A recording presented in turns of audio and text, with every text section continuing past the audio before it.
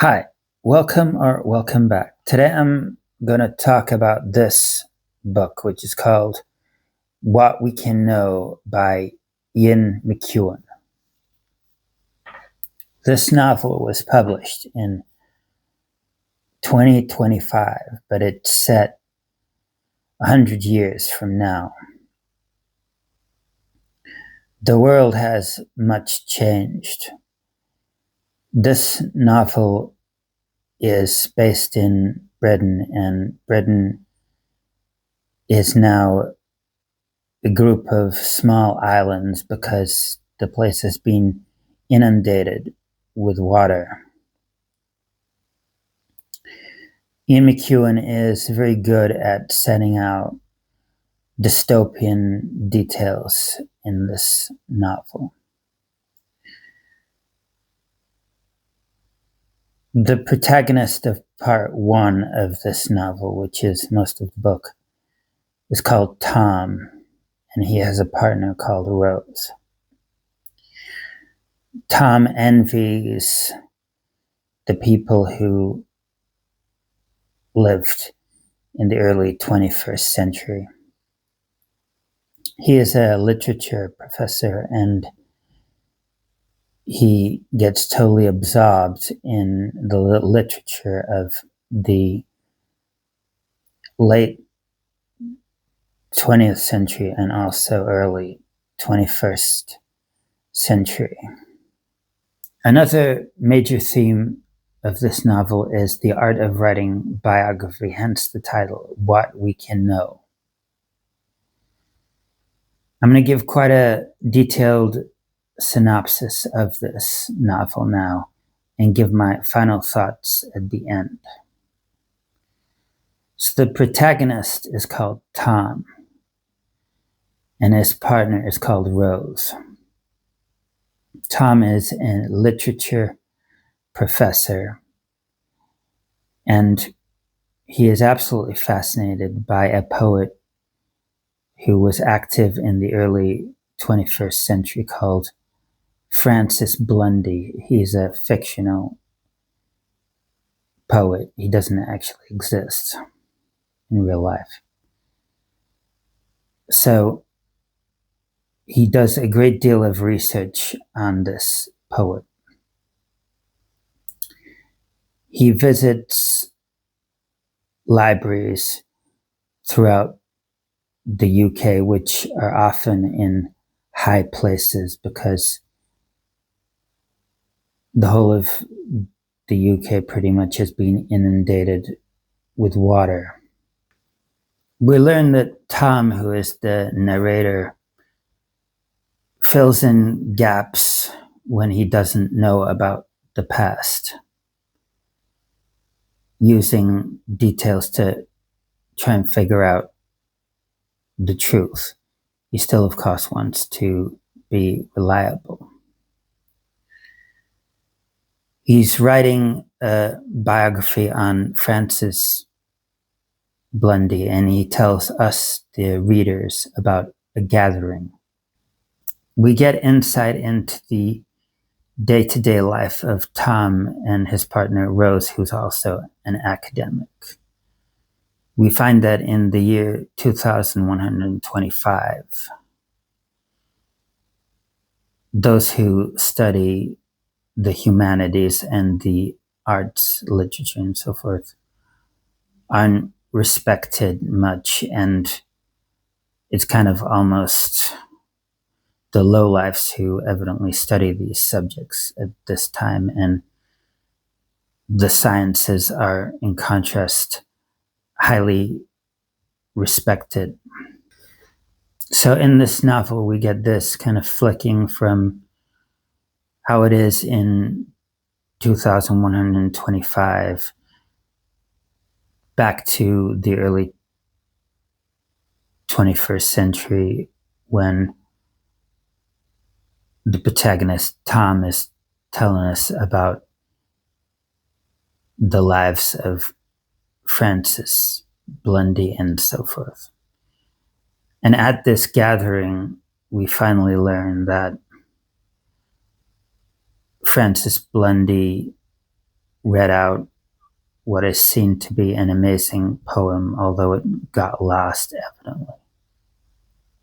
It's a corona, which is a kind of particular kind of poem where a number of sonnets are put together. So Tom is absolutely obsessed with finding out details of Francis Lundy and his literary companions. And he's particularly interested in finding out about this poem. So there's a bit of a pursuit going on as he tries to work out what's gone on. Tom yearns for the past, and he's kind of envious of those who lived in the early 21st century.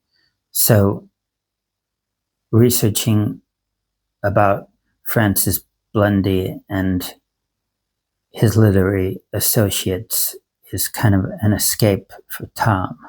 We learned that the people of 2125 refer to the era of the early 21st century as the derangement, because everything was going wrong, and to them it seemed that people of our time were irrational.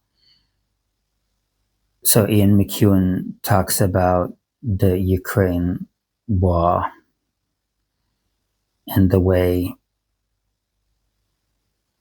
parties perhaps didn't come together and try and establish peace enough.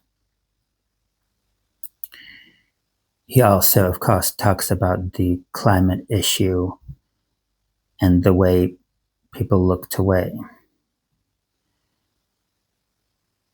Anyway, so we learn how Britain became inundated with water because evidently Russia fires a hydrogen bomb that narrowly misses America, and so a kind of tsunami comes up and covers Western Europe with water.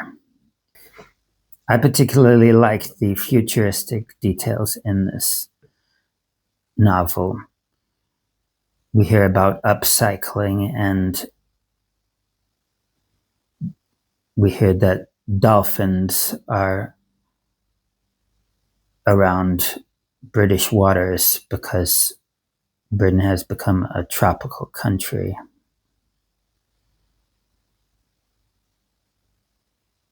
Tom lectures about the cultural significance of AI, and that route seems inescapable. In this novel, we also get details of what the rest of the world has become like.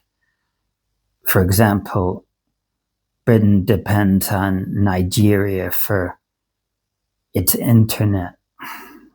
So countries that were once seen as having little power are suddenly very powerful. And also, the world is kind of a world of warlords. If you don't want to hear more details about this novel, I suggest you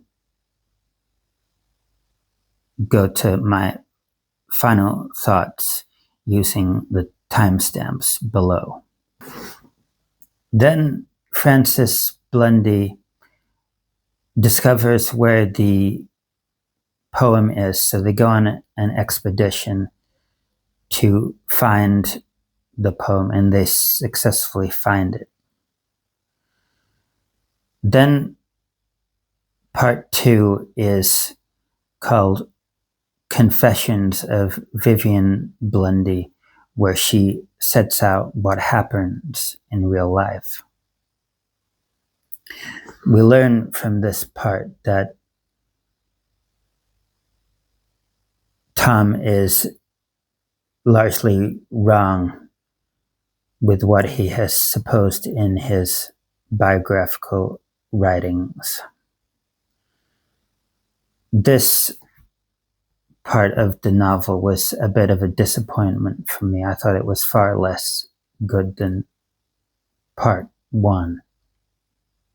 I think that's partly because it was a bit of a repeat of what happened in part one, and the intriguing detail that was put in felt a bit forced in my mind. Vivian gives a lot of biographical details here. She talks about her marriage to Percy and how he got Alzheimer's, and there's a very kind of cruel bit about Francis killing Percy so that he can be with Vivian. But Vivian is kind of drawn into it, but is never really a party to the killing, and is disgusted with Francis. However, she sees advantages to being with him because he's wealthy and so forth.